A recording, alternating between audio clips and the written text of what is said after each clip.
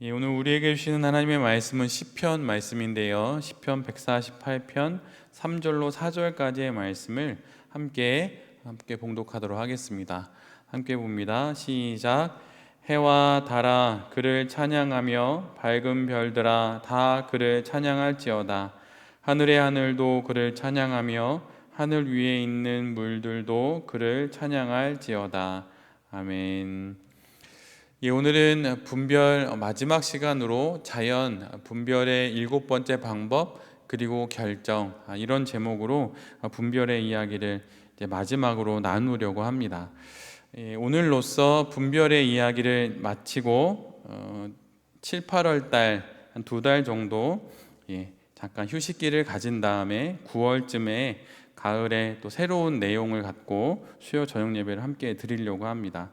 그래서 보니까 2003년 1월 첫 주부터 수요 예배, 저녁 예배를 드려서 이제 2024년 6월 마지막까지 해서 1년 반 정도 이제 우리가 예배를 같이 드렸었는데요. 그래서 신앙생활에 도움이 되고 많은 성도님들이 궁금해하시는 기도에 대한 이야기를 한 30주 좀 안 되게 함께 했고, 말씀 묵상을 한 10주 좀 안 되게 그렇게 하고, 또 분별, 또 많은 성도님들이 궁금해하시는 분별의 이야기도 한 30주 정도 좀 되게 그렇게 좀 같이 말씀을 보았습니다. 그래서 오늘은 마지막으로 자연 그리고 이제 마지막 결정하는 거에 대해서 좀 말씀을 나누고 한 2달 정도 쉰 다음에 9월쯤에 다시 뵙도록 하겠습니다.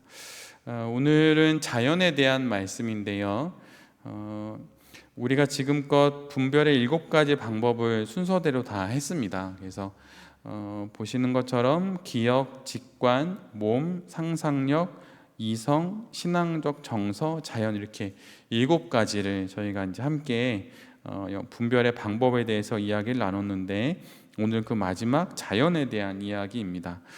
자연으로 분별을 하는 것은 사실은 이미 우리가 익히 우리의 삶 속에서 하고 있는 것이기도 합니다. 너무 이렇게 세분화해서 복잡하게 이야기를 하지 않고 그냥 우리의 신앙생활에서 우리가 경험하는 바로 이야기를 해도 이 부분은 좀 이해가 될 텐데, 바닷가에 앉거나 또 언덕을 오르거나 하는 이러한 행위들을 통해서 자연 안에서 긴 시간을 보내면서 명료함에 도달하게 되는 그것이 바로 자연을 통한 분별입니다. 그래서 여러분이 중요한 결정이나 선택을 놓고 기도원에 가지요. 근데 기도원은 대부분 자연 속에 있습니다. 도심 속에 있지 않고 자연 속에 있고, 또 가서 2박 3일 정도 기도를 한다 그러면 가서 기도를 하다가 둘째 날쯤 점심쯤 되면 밥을 먹고 이렇게 그 주변에 산책을 하지요. 근데 산책을 할 때 그냥 하는 게 아니라 등산이나 산행을 하는 게 아니라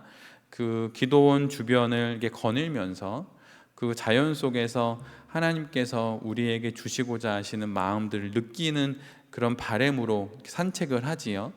그런 것처럼 자연 속에서 그렇게 시간을 보내면서 우리 안에 일어나는 여러 가지 마음의 정동을 갖고 분별을 해볼 수 있다는 것입니다. 그러니까 도시 속에서 사람들이 많이 오가고 많은 새로운 소식과 많은 정보들이 오가는 것 가운데서 지금 내가 결정하려고 하는 어떤 결정 사항을 놓고 분별하는 것은 되게 어렵지요.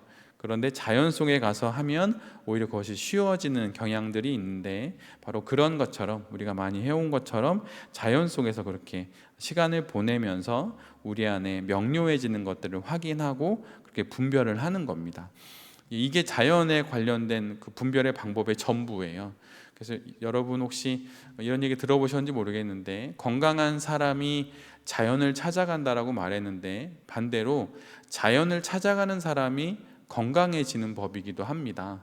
그래서 자연을 찾아가면 창조하신 하나님의 그 창조물과 창조 세계 속에서 우리의 영혼이 좀 더 잘 정갈해지고 분별을 할 수 있게 쉽게 되는 것이죠.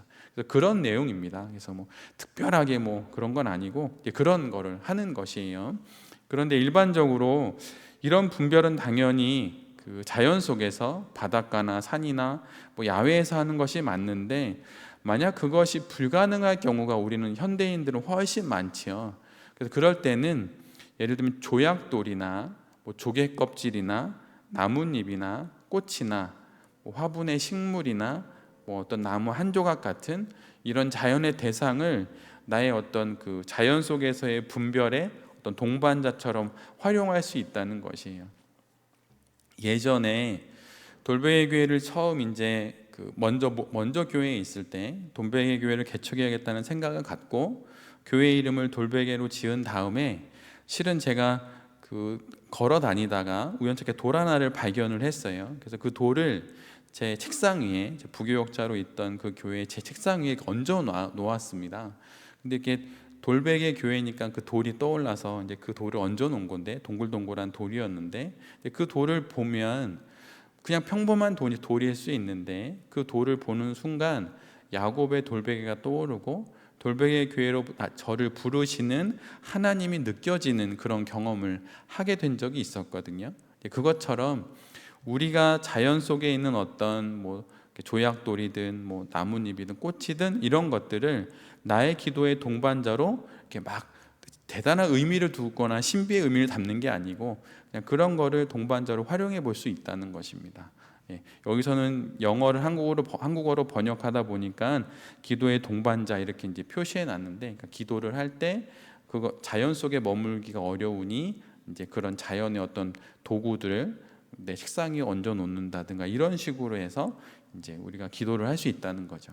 분별을 할 수 있는 겁니다. 근데 이게 예전에 기도에 관련된 내용으로 우리가 함께 말씀을 나눌 때 걷는 기도, 그 라비린스 그거 갖고 저희가 얘기를 나눴었는데 그거를 통해서도 또 마찬가지로 기도가 되는데 이런 것으로도 기도를 할 수 있다는 겁니다. 그래서 여러분 혹시 그냥 아무거나 놓는 건 아니고, 여러분 기도원에 가서 기도를 했는데 뭔가 좀 이쁜 돌이 하나 있었다면 그 주워서 내 책상에 얹어 놓으면 그 기도원이 떠오르겠죠. 그 기도원에서 은혜를 받았던 순간들이 떠오르겠죠. 그럼 그것도 좋은 자연 속에서의 분별을 위한 좋은 도구가 될 수 있습니다. 그래서 그런 것도 한번 생각해 보시면 좋겠고, 아니면 성지순례 갔을 때, 물론 지금도 세월이 2000년이나 지났음에도 불구하고 갈릴리 호숫가를 걸으면 예수님이 떠오르게 되잖아요. 그게 자연 속에서 예수님을 만나는 겁니다. 거기에 뭐 예수님이 물론 성령 하나님으로 우리와 함께 하시지만 눈앞에 보이게 예수님이 계신 것도 아니고 2000년 전의 모습도 아님에도 불구하고 그 자연 속을 거닐면서 우리가 하나님을 더 깊게 느낄 수 있죠. 그것처럼 자연 속에서, 한국에서 우리는 사니까 자연 속에서 이렇게 거닐면서 이렇게 하나님과 동행하면서 분별을 할 수 있다는 것입니다. 이게 전부예요. 이게 전부입니다. 그러니까 산책 많이 하시고 산에 가시고 너무 도시 속에만 너무 있지 마시고 뭐 여행도 좀 다니시고, 여행 가는 것도 성도에겐 필요합니다. 순례자로서의 정체성을 확인하는 데 매우 도움이 되거든요. 그래서 여행도 가시면서 그렇게 자연 속에서 한번 내가 안고 있는 고민들 한번 분별해 보십시오. 책으로 하는 것보다 훨씬 더 분별이 명확해질 수 있어요. 그렇게 한번 꼭 자연 속에서 분별을 해보시기를 바랍니다. 이제 그냥 해도 되는데, 그런데 굳이 이제 좀 방법을 좀 정리해 왔는데, 일단은 걷거나 아니면 자연 속에서 앉을 때 주변에 있는 것을 좀 알아차려 보는 겁니다. 이게 나무가 있구나, 뭐 파도가 있구나, 파도 소리가 들리는구나, 이런 식으로 우리의 주변을 이렇게 한번 쭉 훑어봅니다. 그리고 나의 주의가 환경 속에 있는 자연의 것이나 생물이나 무생물에 이끌리도록 한다. 이렇게 표현을 이렇게 했는데 자연스럽게 시선이 가겠죠. 나무도 보고 뭐 생물도 보고 뭐 바위도 보고 이러는 것입니다. 그런데 단 할 수 있는 한 좀 더 많이 기울여서 그 바위나 그 하나님이 창조하신 세계를 좀 눈여겨 보는 것이에요. 그래서 이렇게 쭉 눈여겨 보는 거죠. 그리고 그것을 변화시키거나 나의 어떤 의지대로 뭐 이상하게 보려고 하는 게 전혀 아니고 있는 그대로 그 대상을 보는 겁니다. 근데 그러다 보면 어떤 생각을 하게 되냐면, 어떤 시인의 한 식구 표현처럼 이렇게 과수원에 달린 나무에 달려 있는 사과 하나를 보고 사과를 계속 오래 바라봤더니 그게 그냥 내 입에 들어갈 과일 하나로 보이는 게 아니라 그 사과 안에 태풍이 3개쯤 들어있고 비바람이 한 4개쯤 들어있는 것을 보게 되었다라고 하는 시인의 식구가 있었어요. 그게 무슨 뜻입니까? 그러니까 그러니까 그 사과가 맺히기까지 그런 시간들을 지나갔다는 것을 아니까 사과가 달리 보인다는 것이죠. 그것처럼 우리 앞에 있는 어떤 나무나 바위나 바다를 보면서 창세기에 나와 있는 하나님의 창조의 모습들을 떠올리면, 그러면 그 자연 속에서 하나님을 더 깊이 묵상하면서 우리 하나님이 우리에게 바라시는 어떤 뜻을 조금 더 가깝게 분별할 수 있다는 것입니다. 이건 대부분 자연 속에서 이루어지는 것이죠. 그렇게 자연을 바라보다가 그 자연의 대상 앞에서 분별하려고 하는 어떤 결정에 대해서 한번 재진술을 해보는 겁니다. 내가 어떤 결정을 해야 되는데 뭐 이러이러한 결정을 해야 되는데 어떻게 하지? 뭐 이렇게 말을 해보는 거죠, 마음속으로. 그리고 그 결정을 자세히 묘사하거나 그 결정의 다양한 측면을 다시 말하지는 말라고 권면을 합니다. 그러니까 막 장황하게 이 얘기 또 하고 또 하고 막 그게 아니라 한번 이렇게 축 얘기해 보고 기다려 보는 것이죠. 그리고 당신이 이 자연의 대상을 생각하면서 단순히 당신의 분별 질문이 당신 곁에 머물러 있게 하라, 이렇게 표현을 해 두었는데, 이렇게 우리가 나무를 바라본다 그러면 나무 앞에서 하나님이 창조하신 나무다라는 생각을 하고 그 앞에 앉으면서 내가 분별하고 싶은 질문을 던지는 것입니다. 그리고 그냥 그 앞에 머물러 보는 것이에요. 그 다음에 이 자연의 조각 앞에서 그것이 당신에게 무슨 말을 하는가 듣기 위해 기다려 보는 것입니다. 바위가 내게 무슨 말을 하지? 뭐 이런 것도 또 어떤 시적인 상상력으로 해볼 수도 있지만 막 그런다기보다는 그렇게 바라보이는 가운데 내 마음속에 일어나는 마음이 뭔지 한번 그걸 생각해 보는 것이에요. 그러니까 예를 들면 내 앞에 있는 나무가 한 500년 된 나무라고 생각을 해보면 책 길게 살아야 건강하게 80, 정말 은혜 주셔야 100세를 넘는 그런 인생인데, 내가 지금 선택하려고 하는 이 고민에 있어서 내가 이렇게 이익을 쫓아가는 게 맞나? 아니면 더 큰, 아니면 더 순전한 하나님의 뜻을 쫓아가는 게 맞나? 이렇게 이제 말해볼 수도 있는 것이죠. 그래서 자연 속에서 그런 걸 이제 해보는 겁니다. 그리고 그것을 영성일기에 자세히 한번 기록해 보는 것이에요, 이후로. 그 다음에 그렇게 자연의 대상 앞에서 하게 된 나의 경험이 나의 결정에 대해서 무엇을 제안하는지를 보는 겁니다. 이렇게 쭉 했을 때, 그래, 우리의 인생이 길어야 80이고 죽으면 흙으로 돌아가고 하나님의 품에 안길 터인데 이런 어떤 불법의 제안을 내가 받아서 뭐 하겠냐, 부귀영화를 누린다 한들 내가 얼마나 누리겠냐, 이러면서 하나님의 선하신 뜻을 쫓아가는 것이죠. 이런 식의 결정들이 만약 나에게 제안이 된다면 그것을 자연 속에서 분별한 하나의 내용으로 우리가 받을 수 있는 겁니다. 근데 이게 전체적인 내용이에요. 예, 이게 끝입니다. 근데 뒤에는 이제 좀 많은 설명이 있어서 제가 이제 정리해 오기는 했는데, 이제 자연 속에서 그런 걸 연습해 보는 것이에요. 그래서 자연 가운데 뭐 앞에서 말씀드린 것처럼 작은 것들을 도구를 갖고 이제 기도도 해보고 선택을 해서 기도를 해보고 이렇게 하는 것이죠. 근데 이제 그때 상황을 좀 약간 세세하게 좀 더 이야기를 하면, 내가 선택한 그 대상과 함께 조용히 앉아 있는 것입니다. 조용히 앉아 있는 것이에요. 그리고 그 대상에게 자신에 대하여서, 그리고 그것이 지닌 이야기에 대해서, 또 역사에 대해서 물어볼 수 있는 거죠. 500년을 어떻게 견뎠냐, 조선시대를 다 지나왔을 텐데 어떻게 여기 있었냐, 뭐 이런 식으로 그냥 살아있다고 생각하고 말하는 게 아니고 이제 그렇게 마음속으로 생각해 보는 것입니다. 오른쪽 맨 아래에 나와 있는 것처럼 시인처럼 말을 걸어보는 것이에요. 제가 학창 시절에 중학교 때쯤인데요, 저희 반에서 그 유행하던 일기 쓰는 방법이 있었어요. 남학생들인데 그런 걸 했다는 게 너무 웃겼는데, 애들이 일기를 쓰는데 일기를 어떻게 쓰냐면 나는 오늘 뭘 했다 이렇게 쓰는 게 아니고 일기장에다가 이름을 붙입니다. 그러니까 예를 들면 일기장의 이름이 예삐라고 하면 예삐라고 하는 대상에게 편지를 쓰듯이 일기를 쓰는 거예요.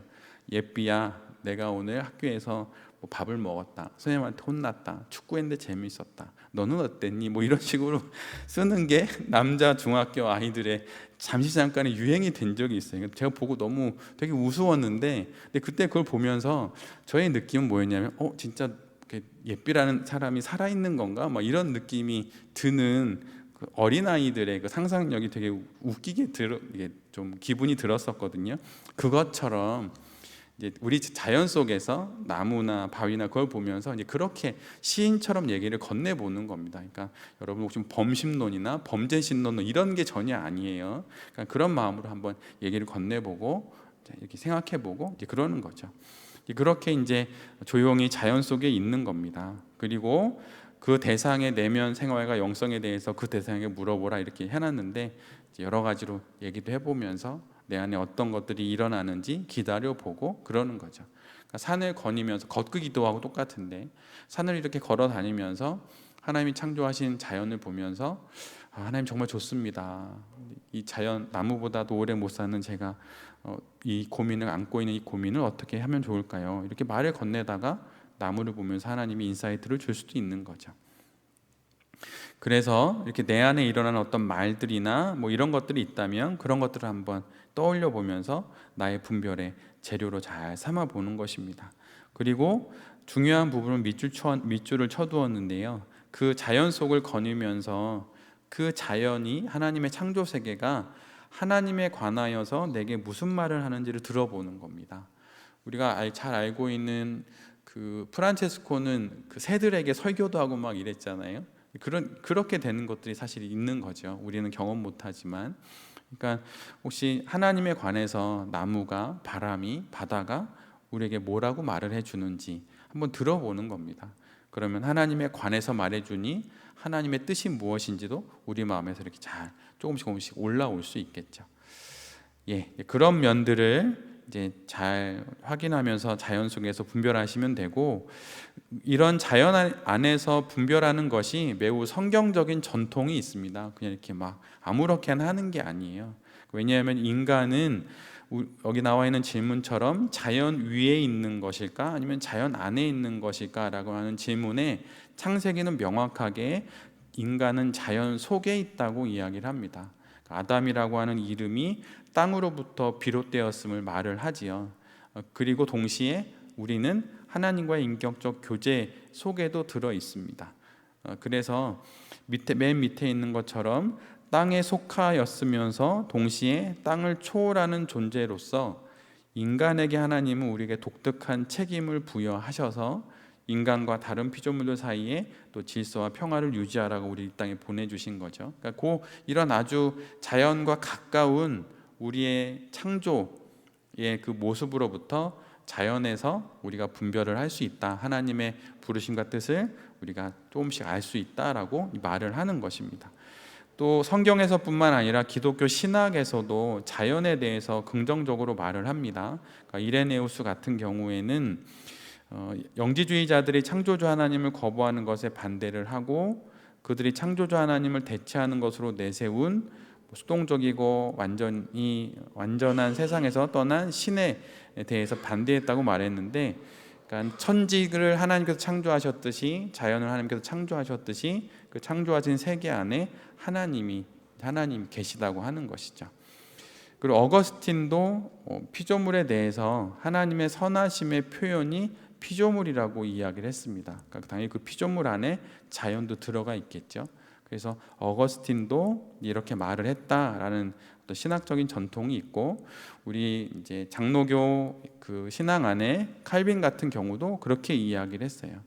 그러니까 그 죄로 말미암은 무질서가 피조물의 요소들에 침입을 했다고 이제 이야기를 하고, 그런데 중간쯤 가면 하나님은 피조물에 여전히 진실하시고 그것을 완전하게 하셨다라고 말을 합니다. 그러므로 피조물은 즐기는 대상이 되고 우리와 함께 기쁨을 나눌 수 있는 대상이 된다고 말하는 것이에요. 그래서 맨 마지막 밑에서 세 번째 줄을 보면 칼빈은 우리가 자연을 관상하는 데서 하나님을 관상하는 대로 재빨리 움직여서는 안 된다고 우리한테 주의를 주면서 대신에 오랫동안 그것을 숙고하고 진지하고 신실하게 그것들을 우리의 마음으로 조사하며 반복해서 그것들을 회상해야 한다라고 권면을 합니다. 그래서 그러면서 그 자연 속에서 하나님을 우리가 만나게 된다고 하는 것이죠. 이러한 성경적인 근거가 있고 또 신학적인 근거가 있다고 하는 것을 아셔서 자연 속에서 잘 분별하시면 좋겠습니다. 그렇게 하시면 좋을 것 같고요. 그 다음에 이제 결정인데요. 이렇게 해서 7가지의 방법으로 다 분별을 하면 최종적으로 우리가 결정을 내려야 합니다. 근데 결정을 내려도 여전히 결정 이후에도 과정 속에서 계속 분별을 계속 해 나가게 되거든요. 그래서 결정으로 인해서 완전히 뭐가 확정적으로 딱 빈틈없이 100% 이거다 이렇게 되는 건 아닙니다. 경향이 드러나고 하나님의 뜻에 가까운 것을 우리가 분별해낸다는 것이 100% 확실하다 이런 건 없다는 것이에요. 그래서 이런 7가지의 방법으로 분별을 해서 결정을 하는데, 그렇게 분별된 결정에 하나님의 확증을 받는 그 방법을 책에서 권면하고 있습니다. 근데 제일 중요한 것은 결정을 할 때 앞에 7가지 방법으로 다 분별의 과정을 거쳤으면 기도하는 마음으로 그동안 써왔던 영성일기에 분별과 관련해서 기록한 모든 것들을 다시 읽어보는 겁니다. 그래서 내가 한 3개월 동안 분별의 과정을 거쳤다 그러면 그 기록들을 다시 되짚어가서 쭉 읽어보는 것이죠. 그럴 때 그 일기 속에서 드러나는, 뭔가 두드러지게 드러나는 무엇이 있는지를 보는 것이에요. 근데 대부분 있습니다. 맥락이 드러나고 큰 흐름이 드러나요. 짧게는 잘 몰랐는데 한 100일 정도 했더니 돌아보면 큰 흐름이 보입니다. 그럼 그것일 가능성이 많은 것이죠. 그런데 그것을 그냥 딱 취하는 것은 아니고 또 몇 가지 뒤에 인디케이터처럼 이렇게 좀 확인해 보는 질문들이 몇 가지가 있어요. 근데 여기서 이건 어느 성도님이 제게도 말씀해 주셨던 건데, 분별의 이 얘기를 들으면서 알게 된 것은 어떤 찰나의 순간에 뜨거운 무엇인가가 분별할 수 있는 기준이 되지 않는다라는 것을 알게 됐다는 것이에요. 그래서 긍정적인 방향 지시들이 누적이 돼서 확증하는 것이지, 어떤 한순간에 뜨거운 뭐가 확 내렸다고 그걸로 결정하는 게 아니다라는 걸 알았다고 말씀하시더라고요. 그것만 아셔도 분별에 이렇게 한번 큰 배움이 된 겁니다. 그래서 이렇게 누적된 과정을 통해 확증한다. 여러분 이것을 잘 이렇게 알아두시면 좋을 것 같아요. 그리고 그 가운데 여러 질문이 쭉 있습니다. 그 결정, 이 질문을 한번 해보면 좋은데, 그 결정이 계속해서 변하지 않고 잘 나의 신앙 인생에 안착이 되고 있는지를 살펴보는 것이에요. 만약에 그것이 잘 분별이 되지 않은 하나님의 뜻이 아닌 것이라 그러면 그건 반드시 다시 쉽게 그건 다시 움직이게 되어 있습니다. 근데 만약 그것이 제대로 된 분별이라면 이렇게 흔들리지 않고 잘 이렇게 내려앉아요. 쭉 잘 내려앉고 잘 자리합니다. 그리고 그 결과를 내가 진심으로 원하는가, 뜨겁게 원한다는 게 아니고 내가 진심으로 그것을 원하는가, 이걸 한번 질문해 봄으로 그 결정을 확증할 수 있습니다. 그리고 또 하나는 영적인 실망의 반대 개념인 영적인 위로가 잠깐 오는 게 아니라 계속 첫날부터 100일까지 이게 쭉 유지되고 있는지 그걸 보는 것이에요. 그리고 성경적인 내용과 일치하는가, 맥락을 같이 하는가, 이것을 볼 필요가 있고, 그 다음 내용은 좀 중요한데요. 나의 결정이 나의 개인적인 헌신, 또 예를 들면 가족에 대한 헌신을 더 잘하게 해주고 강화시켜 주는가라고 하는 항목이에요. 실제로 있었던 일입니다. 어떤 여자 집사님이 저와 관련된 일은 아니고요. 어느 여자 집사님이 하나님이 은혜 주셔서 선교지로 나가겠다고 했는데, 사실은 알고 보니 집안을 돌보기가 너무 싫어서 그런 걸 핑계가 된 거예요. 그것처럼 진짜 하나님의 분별이라면 내가 책임져야 할 나의 헌신과 또 그 대상이 되는 어떤 가족에 대한 헌신을 더 잘하게 해주고 강화시켜 주지, 그 헌신을 책임에 피하고 어떤 다른 길로 보내지 않는다는 것이에요. 분별은 더 많은 책임을 지게 하지 책임으로부터 자유롭게 해서 그냥 막 아무렇게나 떠나게 하지 않습니다. 그래서 이게 되게 중요한 항목입니다. 특히 한국 교회에서 이런 일들이 많이 있어서 가정을 떠나고 기도원에 가서 사는 분들 계시잖아요. 그거 다 잘못된 분별입니다. 그리고 또 하나는 당신을 잘 아는 다른 사람들도 당신의 결정을 확증해 주는가, 이런 거죠. 정말 나를 잘 아는 누군가에게 이런 이야기를 했을 때 그 사람이 나는 그렇게 생각해 라고 이렇게 동의해 주는지 반대해 주는지, 물론 반대한다고 다 하나님의 뜻이 아닌 건 아니지만 반드시 한번 점검해 볼 수 있다는 것이에요. 그리고 성령의 열매가 나의 삶에 나타나는지, 그 결정을 했을 때 성령의 9가지 열매가 나타나는지 그것으로 확인하는 겁니다. 그 믿음, 소망, 사랑이 증가되고 사랑으로부터 시작해서 희락, 자비, 양선 이런 것들이 늘어나는 방향의 결정이지 그것이 줄어들거나 감소하는 방향의 결정은 아니라는 것이에요. 그리고 이것을 계속 진행시켜 나갈 만한 어떤 흔들리지 않은 에너지와 용기가 나에게 생겼는지 그것을 보는 겁니다. 돈이 없어도 할 수 있겠냐, 지지해주는 사람 없어도 할 수 있겠냐, 이랬을 때 두려움보다는 할 수 있을 것 같습니다, 이런 마음이 있냐고 이제 질문해 보라는 거예요. 이것들이 질문했을 때 어느 정도 그 답들이 나오면서 그것들이 일정한 맥락을 갖고 그러면 그 맥락에 따라 결정할 수 있다는 것이죠. 그러니까 근데 거의 대부분의 결정엔 이러한 요소들에 대해서 되게 긍정적으로 대부분 결정이 됩니다. 요동하지 않고 자랑할 것도 없고 내가 해야 할 나의 일이라 여기기 때문에 그냥 묵묵히 합니다. 그래서 이런 걸로 나의 결정을 확인해 볼 수 있어요. 이런 표지들이 많이 있는데 이제 전통적인 신앙의 선배들 속에서도 이런 것들이 있었습니다. 특별히 이냐시오 같은 경우에는 위로를 되게 중요하게 이야기했어요. 그러니까 어떤 결정을 했을 때 그것을 통해서 위로가 있는지, 그래서 그걸 내가 가야 할 길로 여기고 그것에 대한 기대도 있고 이런 마음들이 생기는지, 아니 그게 없는지를 갖고 그 결정이 내가 취해야 할 결정인지 아닌지를 판가름했다는 것입니다. 이런 부분도 이제 잘 참고하면 좋을 것 같고요. 이레네우스 같은 경우에는 하나님의 영광은 충만하게 사는 인간이다 이제 말했는데, 하나님이 받으시는 가장 큰 영광은 충만하게 사는 사람이라는 것이에요. 근데 그러면 그건 어떤 거냐면 어떤 결정을 내렸을 때 그 결정으로 인해서 생명이 살아나는 일들이 있는지를 보는 거죠. 그러면 내가 내린 결정이 더욱 생명이 살아나는 일이라면 그것은 하나님의 일일 수 있다고 하는 것이에요. 그리고 더 깊은 갈망들이 일어나서 그것들로 인해서 이렇게 계속 유지하게 되는지, 이제 그런 것도 이제 이레네우스는 그렇게 이야기도 했고요. 그래서 좀 기쁘기도 하고 흔들림 없는 진지함과 진중함도 있고 내면의 깊은 이제 갈망들도 있고 이런 걸로 확인한다는 겁니다. 그다음에 존 카시안이라고 하는 사람은 겸손과 열린 마음이 그 결정이 이제 최종적으로 확인해 볼 수 있는 어떤 시금석이 된다는 것이에요.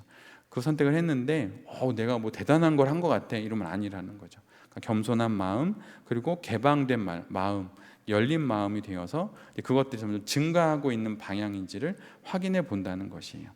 그래서 이런 걸로 또 확인해 볼 수 있습니다. 그러니까 조나단 에드워드 같은 경우에는 그 영분별에 대해서 책도 좀 두껍게 쓰고 여러 이야기를 했는데 요한일서의 근거에서 이런 내용들을 적어 두었습니다. 이걸 다 이야기할 거는 아니고요. 그러니까 성경을 근거로 해서 분별을 한다라고 하는 것이고, 맨 밑에 밑줄친 부분만 좀 보면 어떤 결정을 하게 되면 사랑이 많이 나타나지 어떤 예민함이나 날카로움이나 이런 게 많아지진 않아요.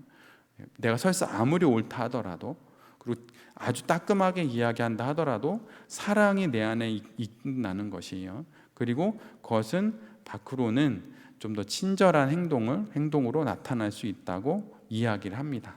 그래서 한번 이런 부분도 참고하시면 좋을 것 같고요. 그 다음에 에드워즈가 이야기했던 신앙과 정서라는 책에 보면 개인의 내적인 표지들이 몇 가지 있는데 이런 내용들이 있습니다. 그러니까 거룩이기도 하고 아름다움을 보고 또 영적인 것에 대한 새로운 알미 생기기도 하고 헌신이 일어나고 그다음에 겸손도 생기고 균형 잡히기도 하고 막 이런 거예요.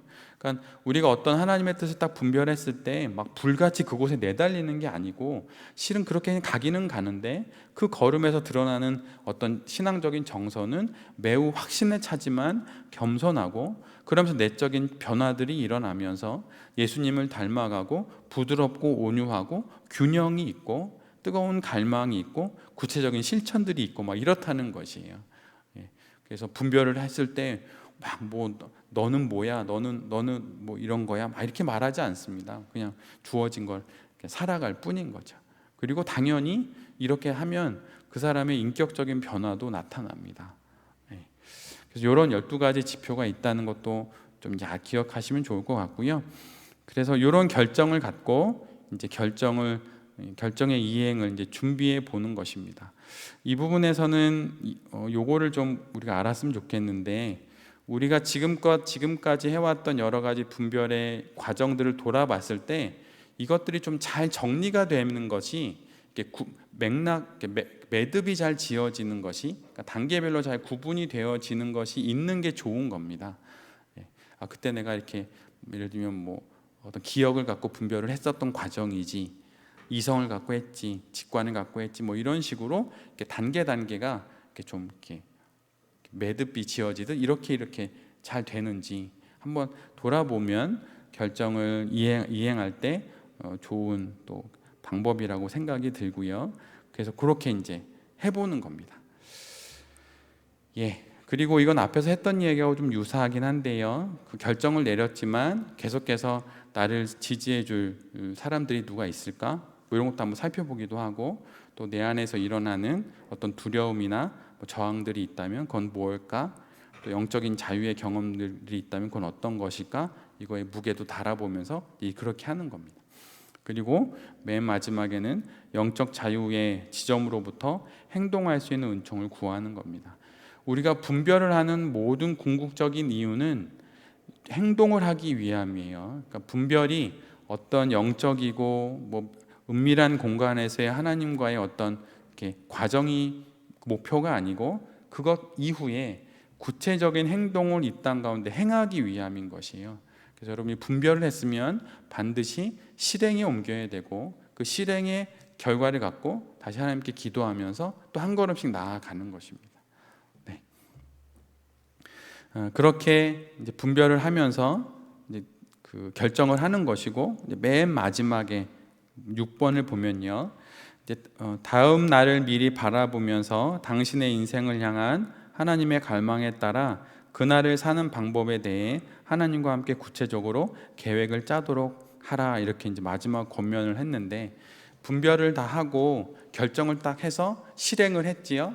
그러면 그 실행한 것 가지고 그날 저녁에 하나님께 기도하면서 구체적으로 내일 또다시 내가 분별한 이 결정을 구현해내기 위해서 어떻게 해야 할지 하나님과 함께 계획을 짠다는 것입니다.